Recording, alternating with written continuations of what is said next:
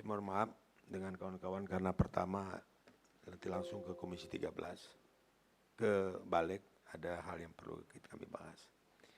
Yang pertama pimpinan, saya sengaja membuat narasi tadi malam supaya jangan menyalahi arti apa yang kita sampaikan dalam forum yang berbahagia ini. Terhormat pimpinan, Ketua Komnas HAM, Komnas Perempuan, kuasa hukum, dan para korban. Yang pertama, Hadi Manansang ini keluarganya termasuk 4 orang terkaya yang punya taman hiburan terbesar di Indonesia. Nanti saya akan cerita kronologis sedikit. Biasalah kalau orang kaya bisa memainkan oknum-oknum. Kalau kita lihat kejadian dari 1997 sampai sekarang tidak ada penanganan hukum sedikit pun. Ada apa ini? Saya melihat bukti-bukti permulaan sudah sangat luar biasa kuatnya. Bagi saya, Komnas HAM tidak perlu lagi buat rekomendasi ini. Saya rasa sudah sangat layak untuk diproses hukum. Saya akan sedikit sampaikan. Saya mengucapkan terima kasih yang setinggi-tingginya hari ini terutama pada penyintas korban yang telah berani bersuara dalam mengungkapkan pengalaman pahit yang selama ini dirasakan. Kami merasakan itu. Saya melihat juga, dan saya juga harus apresiasi juga ini, kelompok Manansang ini, yang sudah bisa mendirikan taman safari. Yang kebun binatangnya itu di 5 benua negara ini sudah ada di situ lengkap. Ini ada kebanggaan dari Indonesia juga, apresiasi saya. Tapi perbuatan-perbuatan yang memang betul-betul keji ini harus diproses secara hukum. Saya hadir di sini bukan sebagai anggota parlemen, tetapi sebagai seorang warga negara juga yang prihatin dan geram atas apa yang telah terjadi pada korban yang dialami. Kisah-kisah yang telah kami dengar bukan hanya menyedihkan, tapi juga menyentak hati nurani. Bagaimana mungkin di negara yang menjunjung tinggi nilai kemanusiaan masih terjadi praktek eksploitasi anak, kekerasan fisik dan psikis, pemutusan hak atas pendidikan, bahkan dugaan praktik-praktik paksa. Dan semua ini berlangsung dalam waktu jangka yang panjang, berulang-ulang tanpa ada perlindungan. Saya sebenarnya miris melihat kejadian ini karena tidak tertangani oleh APH itu sendiri. Cerita kalian menyentuh hati saya secara pribadi karena saya sedang kita bahas bukan sekedar pelanggaran hukum, tetapi perampasan masa depan anak-anak bangsa. Terkait dengan pelanggaran HAM yang terjadi berdasarkan laporan yang saya terima dan terungkap bahwa pertama anak-anak direkrut dari usia 3 yang telah saya sampaikan tadi untuk bekerja dalam pertunjukan sirkus tanpa kontrak formal, tanpa perlindungan, tanpa hak-hak atas pendidikan. Kejam ini pimpinan. Kedua, terjadi kekerasan fisik, setelah tekanan psikis hingga perbatasan kebebasan. Ketiga, banyak korban tidak mendapatkan akses kesehatan, asuransi maupun kompensasi yang adil. Saya tidak bisa mengungkapkan dengan kata-kata pimpinan, tapi ini harus kita proses secara hukum. Tidak perlu rekomendasi. Bukti permulaan sudah kuat. Jangan minta-minta orang kaya bisa mengatur semua proses-proses hukum yang lewat begitu saja tanpa ada hal-hal yang perlu kita garis bawahi. Ini pemerintahan Prabowo, jangan main-main. Dan proses hukum yang sering dilakukan oleh Pak Presiden kita tidak pandang bulu siapapun dia. Dan ini momen yang tepat akan kita harus tegas dalam proses ini. Menurut saya ini sudah jelas merupakan pelanggaran terhadap 1. Pasal 28B ayat 2 Undang-Undang Dasar 1945. Setiap anak berhak atas kelangsungan hidup, tumbuh dan berkembang, serta berhak atas perlindungan kekerasan dan diskriminasi. 2. Undang-Undang nomor 23 tahun 2002 tentang perlindungan anak pasal 13 menjamin perlindungan anak dari eksploitasi ekonomi dan seksual. Ketiga, Undang-Undang Nomor 21 Tahun 2007 tentang pemberantasan tindak pidana perdagangan orang pasal 1 ayat 1 eksploitasi termasuk dalam cakupan TPPO. Keempat, Konvensi ILO Nomor 182 pekerjaan bahaya untuk anak yang telah diartifikasikan di Indonesia. Apalagi kita buat rekomendasi, nggak perlu lagi pimpinan. Ini sudah tegas. Saya yakin dan percaya apa yang disampaikan kuasa hukum tadi juga dan sebagian yang menyampaikan. Yang terakhir, dalam kapasitas saya sebagai anggota DPR, izinkan saya menyampaikan beberapa rekomendasi. Yang pertama, ini ada media nggak meliput ini? Ini harus dipiralkan. Jangan dipiralkan sedikit-sedikit nanti kita bilang 8 tahun udah dipiralkan. Anggota DPR udah kena kita pun. Yang begini ini harus dipiralkan. Perlu sampaikan kepada HPH-HPH yang tidak mau detail menyangkut proses ini. 1. Mendorong aparat hukum untuk segera menyelidiki dugaan pelanggaran HAM, eksploitasi anak dan perdagangan manusia dalam kasus OCI secara tuntas dan independen. Jika benar ini ada unsur pidana pelanggaran HAM berat, maka harus ada pertanggungjawaban hukum dari pelaku, baik individu maupun institusi. 2. Pemulihan korban secara holistik. Mendesak pemerintah melalui Kementerian Sosial, Kementerian PPPA, dan instansi terkait untuk menyediakan akses pemulihan psikologis, pendidikan kejar paket, dan pelatihan keterampilan untuk para korban. Program pemulihan harus bersikap jangka panjang dan berbasis kebutuhan individual korban, bukan sekedar formalitas. 3. Audit dan reformasi regulasi dunia hiburan anak. Perlu audit menyeluruh terhadap izin dan praktik lembaga hiburan, termasuk pertunjukan keliling seperti sirkus. Saya akan mendorong pembahasan regulasi atau revisi undang-undang untuk memperketat pengawasan terhadap industri hiburan yang melibatkan anak-anak, baik dari sisi ketenagakerjaan maupun perlindungan anak. 4. Mekanisme perlindungan anak pelaporan lebih mudah diakses. Banyak korban tidak tahu harus mengadu kemana. Kita harus membangun sistem yang mempermudah laporan aman bagi pelapor dan dijamin kerahasiaannya. Keterlibatan Pemda, Dinas Sosial, KPAI daerah sangat krusial dalam pengawasan ini. Yang terakhir, klarifikasi dugaan pemerasan oknum. Adanya dugaan pemerasan terhadap pihak OCI oleh oknum harus diselidiki secara terpisah dan tidak boleh menjadi pengalihan isu.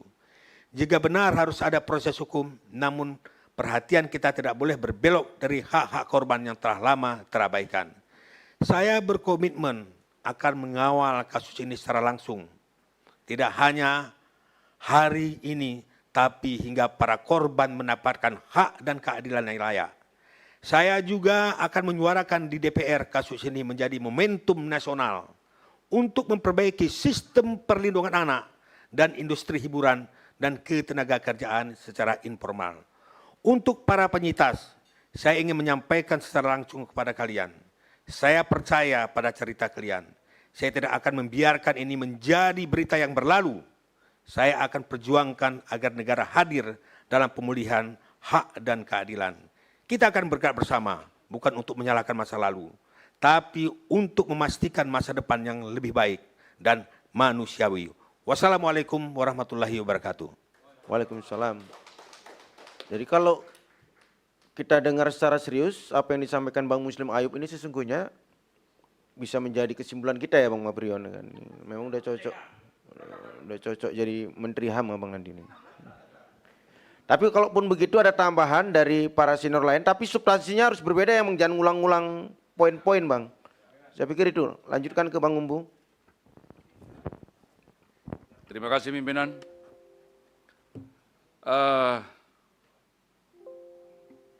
Saya langsung pada bagaimana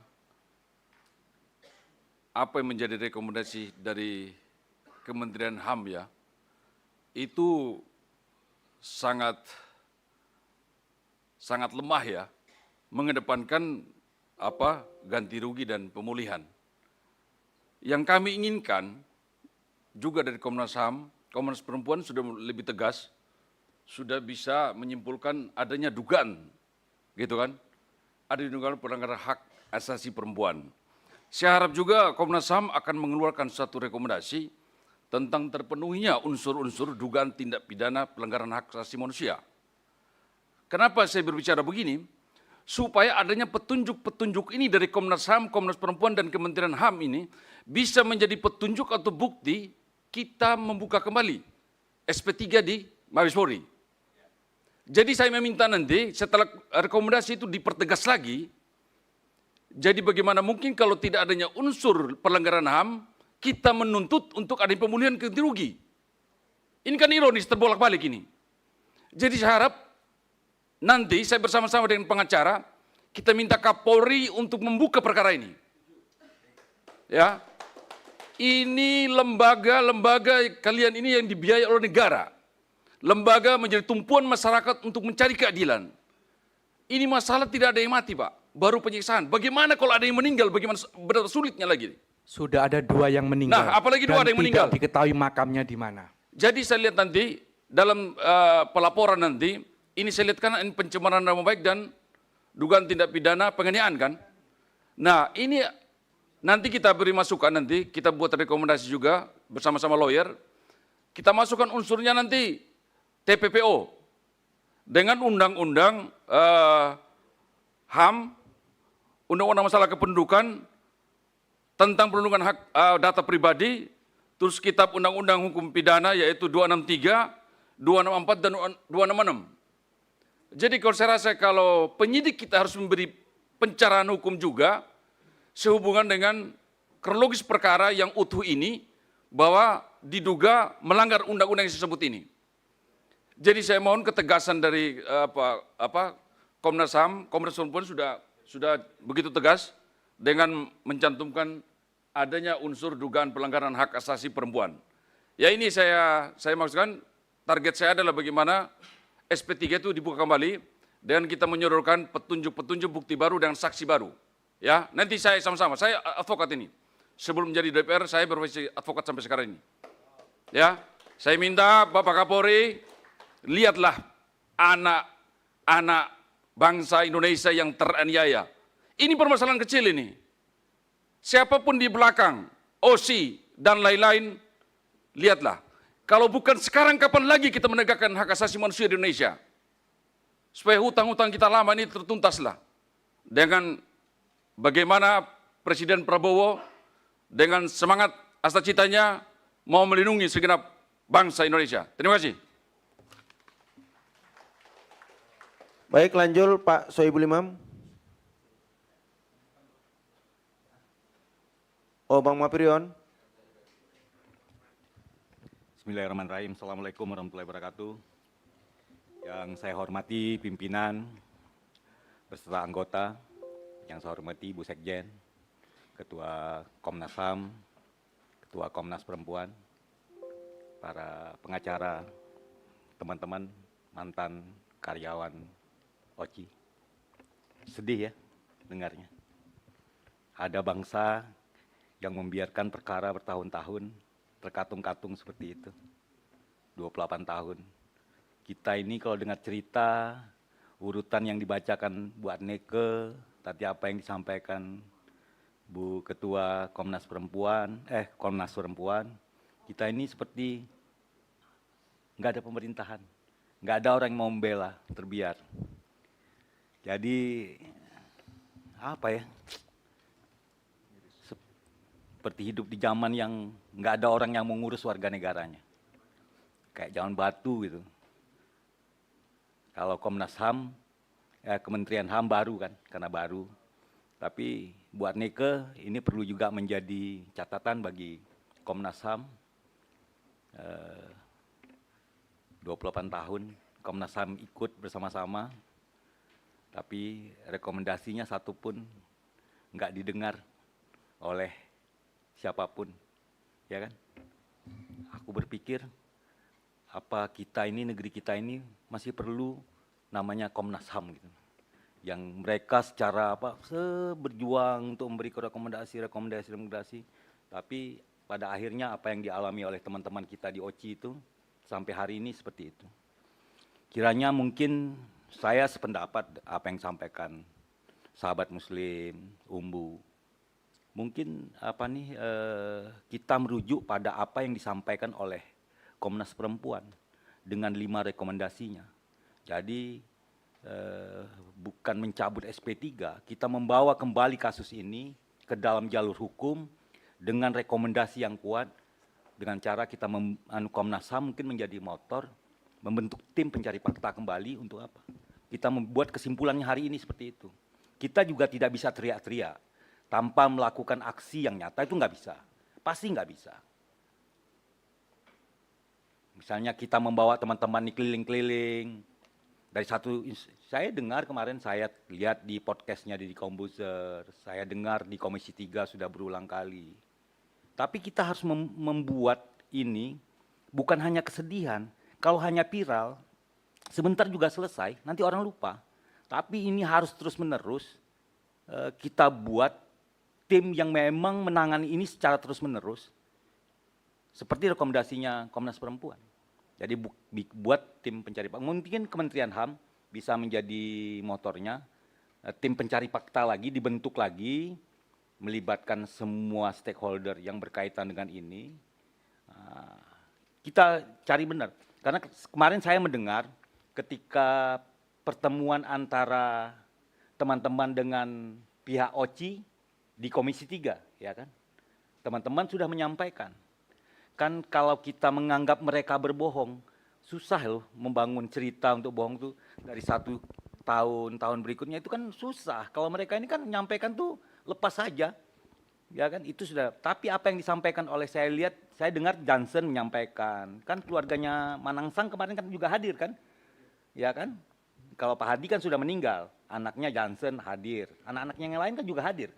Pak Jansen yang hadir, Pak Jansen hadir kan menjelaskan bahwa yang jatuh diobatin, pakai pesawat, bayar pesawat, gaji dibayarin, dirawat dengan baik, ya kan?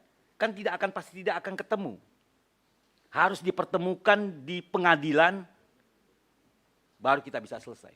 Jadi nggak bisa, ini sudah tidak bisa kita mediasi mempertemukan teman-teman yang selama ini bertahun-tahun sudah menjadi korban dengan pemilik OCI yang kalau mendengar ceritanya tuh lebih jahat daripada para penjajah itu. Kita nggak bisa ketemu, karena orang tak punya hati diketemukan sama orang punya hati itu pasti nggak ketemu. Jadi kita ketemukan aja kita bawa ini ke ranah hukum untuk bisa diselesaikan secara adil. Nah itu caranya bagaimana? Saya pikir tadi benar apa yang disampaikan oleh Komnas Perempuan. Kita pemerintah membentuk panja, kelompok kerja atau apapun namanya untuk kembali memeriksa semuanya ini dan membuatkan ini jalan hukum. Daripada ini berkepanjangan seperti ini. Ya kan, kasihan teman-teman ini, ya kan dari satu tempat ke satu tempat. Saya juga tadi sependapat dengan Umbu, ya tak bisa juga kita hanya tanpa membawa ini ke proses hukum yang benar-benar baik, hanya meminta uang ganti rugi, nanti mereka pikir Bapak Ibu semua keliling-keliling ini mau minta ganti rugi, itu tidak terhormat juga, tidak terhormat Bapak Ibu. Nanti dianggap bertahun-tahun kasus ini, lalu sekarang baru dibuka lagi, karena hanya meminta uang 3,1 miliar. Padahal harga diri Bapak Ibu semua lebih mahal daripada uang 3,1 miliar itu yang bertahun-tahun disiksa seperti itu. Jadi saya pikir teman-teman, kebetulan ada nih, Bu Sekjen, Bu Adneke, sama Ibu dari Komnas Perempuan, cobalah kita buatkan semacam apalah namanya untuk kembali tim ini melakukan pemeriksaan ulang, untuk membawa ini ke ranah hukum, memang supaya diselesaikan seadil-adilnya. Mungkin itu pesan saya pimpinan. Terima kasih. Billahi taufiq wal hidayah. Assalamualaikum warahmatullahi wabarakatuh. Ada tambahan dari Pak Soebul? Terima kasih pimpinan Pak Sugiat dan Ibu Dewi, juga kepada ibu-ibu para penyintas. Oh, ada satu Bapak ya tadi, serta Komnas HAM, Komnas Perempuan, dan juga lawyer yang sudah hadir di Komisi 13 ini dan menyampaikan dengan sangat baik kronologis dari persoalan yang kita bahas pada hari ini. Saya kira kita sepakat dengan apa yang tadi sudah disampaikan. Memang ini kisah ini unbelievable gitu ya. Kita hampir-hampir tidak percaya gitu di negeri ini masih ada seperti ini. atau juga di era seperti sekarang ini di mana hak asasi manusia begitu dijunjung, ternyata kita menyaksikan ada satu peristiwa yang juga berlangsung sangat lama, ya, yang saya kira saya sepakat dengan Ibu dari Komnas Perempuan, ini statusnya seperti perbudakan. Jadi ini child slavery, ya. Ini sudah seperti perbudakan. Jadi bukan pelanggaran HAM biasa. Dan ketika kita berbicara perbudakan, sebetulnya ini seakan-akan kita hidup di zaman tadi, zaman batu lah ya, di mana orang masih benar-benar berada pada satu situasi strata sosial yang ada segmentasi yang luar biasa gitu. Ini tentu sangat menyayat hati kita semuanya, dan karena itu saya di hadapan ibu-ibu dan bapak-bapak para korban dari peristiwa ini, saya menyatakan empati yang sedalam-dalamnya. Ya, mudah-mudahan apa-apa yang sedang dialami oleh Bapak Ibu sekalian bisa segera diakhiri. Ya, maksud saya segera ada penyelesaiannya.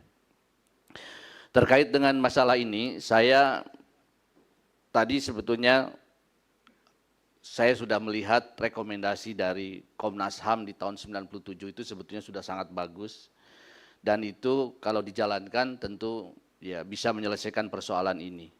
Tetapi dari apa yang disampaikan Ibu Ketua Komnas HAM, ternyata dari semua rekomendasi ini realisasinya ini sangat jauh ya, panggang dari api ya. Bahkan tadi saya kaget dengan Pak Maparion juga Pak Mapirion, ini kok sampai ada SP3 segala gitu. Artinya ini ada penghentian perkara secara hukum. Ini tentu membuat kita bertanya-tanya kenapa bisa seperti itu. Padahal prosesnya ini benar-benar masih terus berlangsung sampai hari ini. Dan bahkan ya pengaduan-pengaduan terus berlangsung sampai dengan tahun 2024 ini. Ya. Nah Bapak Ibu sekalian, saya melihat rekomendasi-rekomendasi yang sudah baik dari Komnas HAM ini, pelaksanaannya tidak bisa berjalan dengan baik. Menurut hemat saya, ini karena mungkin pada waktu pelaksanaan ini semua, ini tidak begitu jelas siapa yang menjadi leading sector untuk mengawasi rekomendasi-rekomendasi ini. Nah hari ini dengan Kementerian HAM dipisahkan, saya kira ini mencerminkan semangat kita untuk semakin menegakkan hak asasi manusia.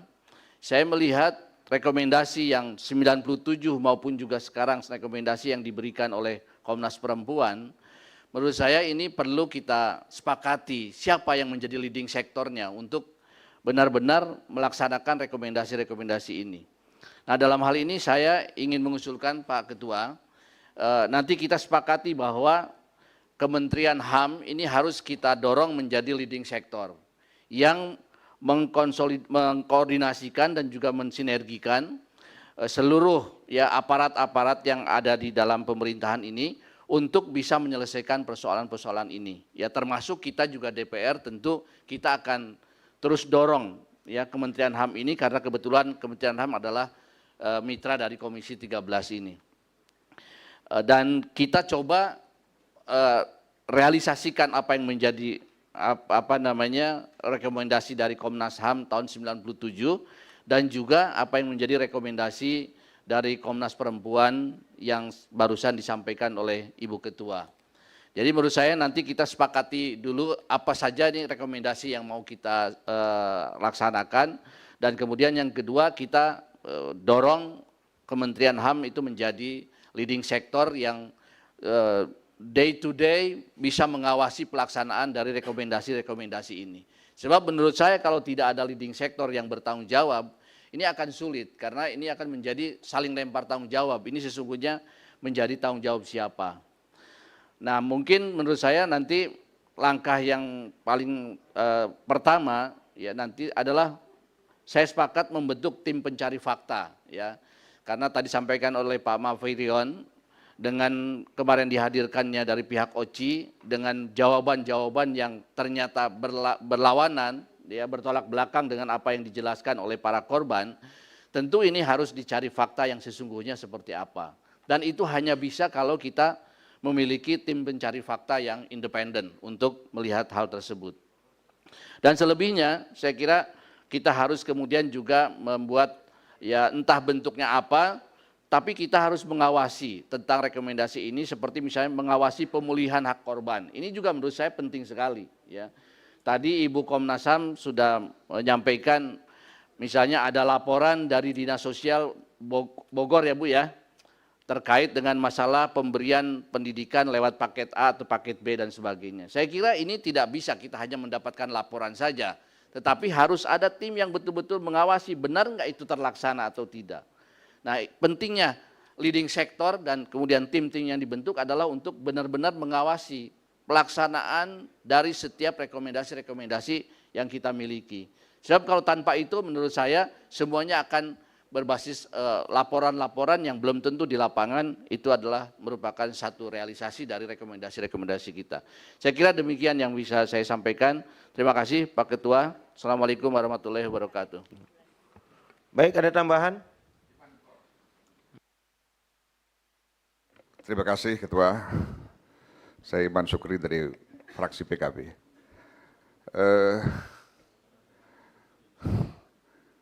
Rasa-rasanya apa yang disampaikan oleh kawan-kawan tadi sudah utuh, ini sudah clear jelas ya, dan dikunci oleh pendapatnya Pak kawan tadi, Pak Sohibul Iman.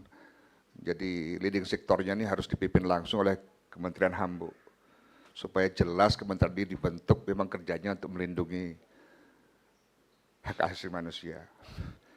Saya membayangkan kita hidup di zaman Romawi, 500 sebelum Masehi, di zaman ketika ada perbudakan, korban perang, gladiator, orang kayak gitu. Jadi ini saya menonton juga klarifikasi dari Pak Tony ya, Tony Sumampau ya, di podcast dari Corbusier. Nah, kesan saya dia menyalahkan teman-teman tadi.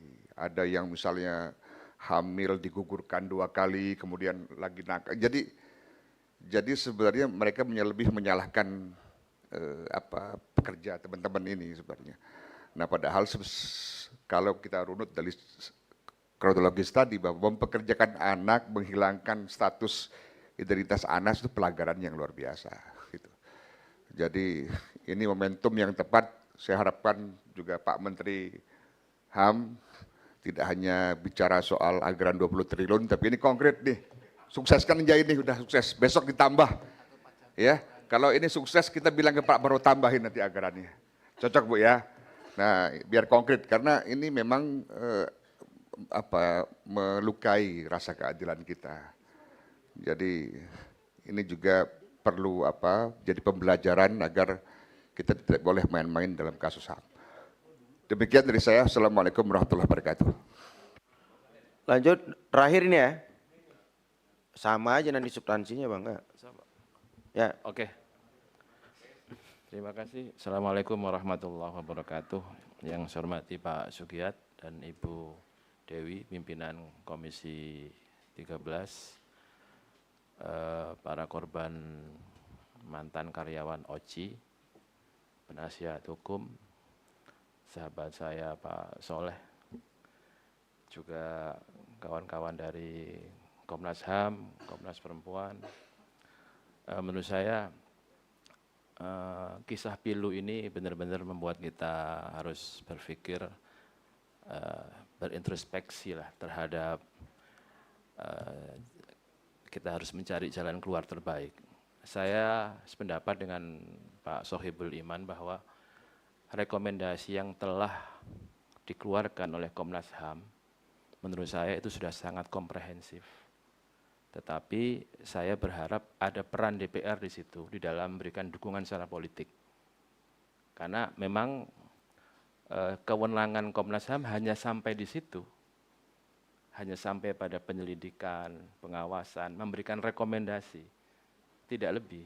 Oleh karena itu, menjadi penting dukungan dari DPR, terutama di Komisi 13, karena kita diberi kewenangan untuk dalam persoalan mengawasi dalam hal hak asasi manusia.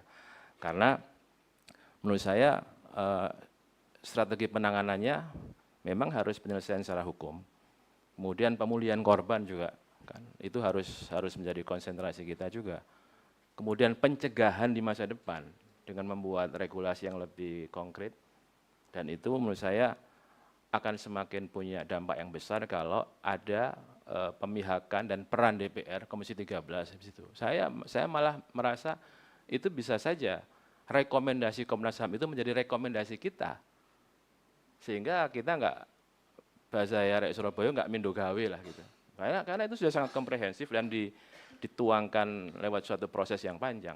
Nah, oleh karena itu akan menjadi lebih substantif kalau itu menjadi rekomendasi kita, tetapi tentu forumnya harus kita sesuaikan dengan ketentuan tata tertib kita. Harus ada, menurut saya sih ya, bukan forum apa namanya, ini kan forum audiensi gitu ya, harus ada RDPU mungkin ya, kita mesti covering both sides ya, kita mesti juga undang pihak-pihak terkait sehingga ada pandangan-pandangan yang mungkin berbeda yang perlu diklarifikasi secara langsung sehingga akan menyempurnakan rekomendasi yang diberikan oleh Komnas HAM. Tapi saya kira saya sependapat dengan semua usulan teman-teman semuanya bahwa Komisi 13 harus benar-benar berada menjadi penguat yang utama dalam kasus penyelesaian pelanggaran HAM ini. Terima kasih Pak Ketua. Assalamualaikum warahmatullahi wabarakatuh.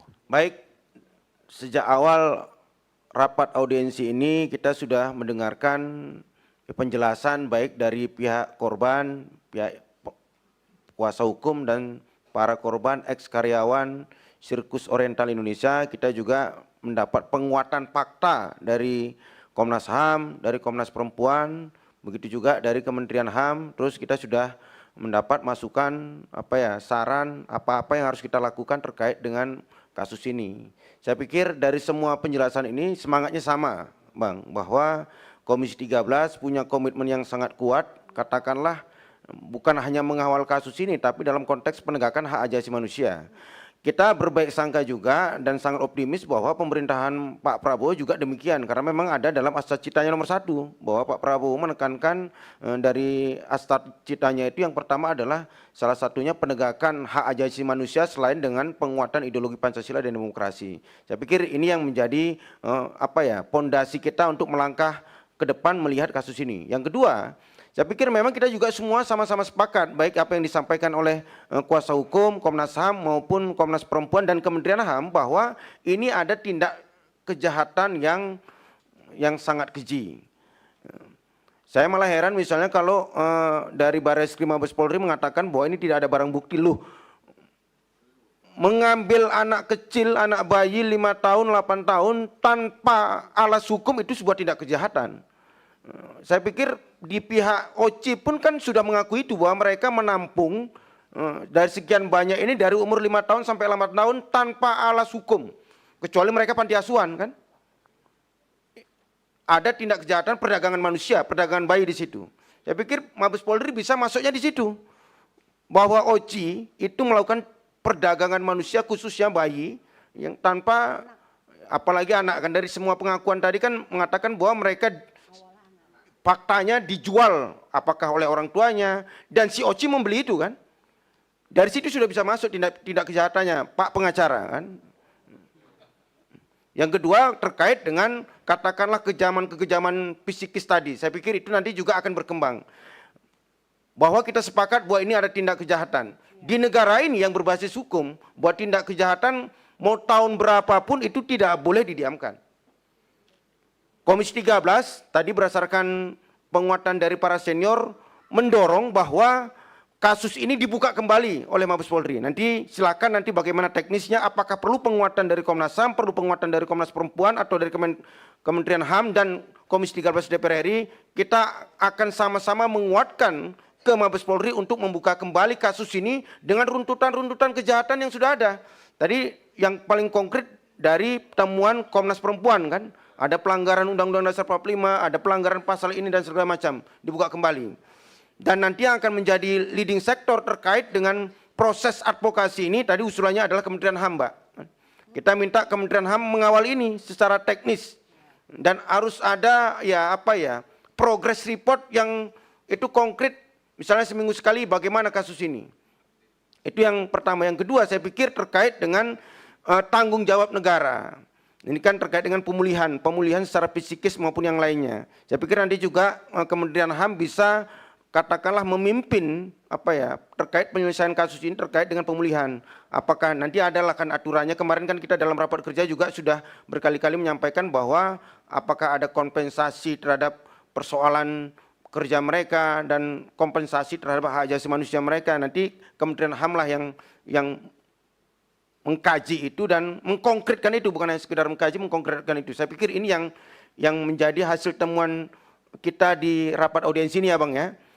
Tapi saya yakin dan percaya bahwa ini bukan rapat yang pertama yang terakhir Bang. Kita sekali lagi punya komitmen yang sangat kuat Komisi 13 untuk katakanlah mengawal setiap rakyat Indonesia yang perlu perlindungan HAM dan penegakan HAM. Saya pikir itu dari hasil pertemuan ini, lebih kurang mohon maaf ada mungkin sebagai penutup ya Bang. Closing statement. Siap, lanjutkan. Pimpinan.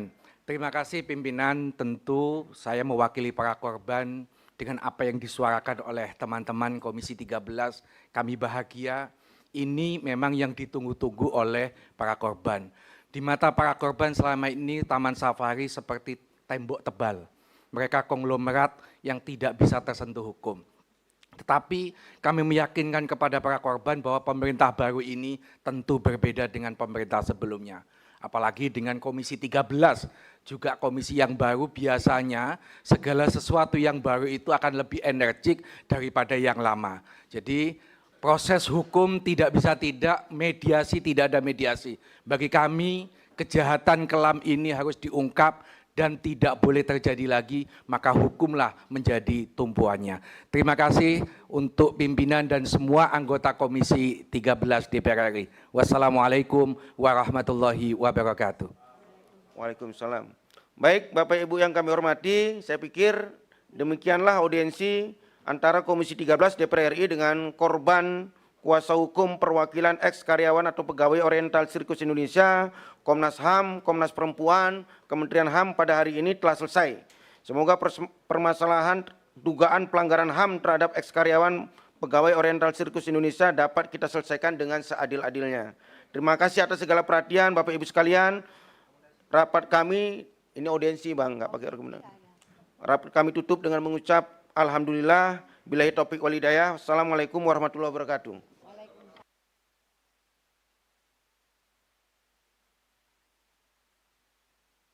Record.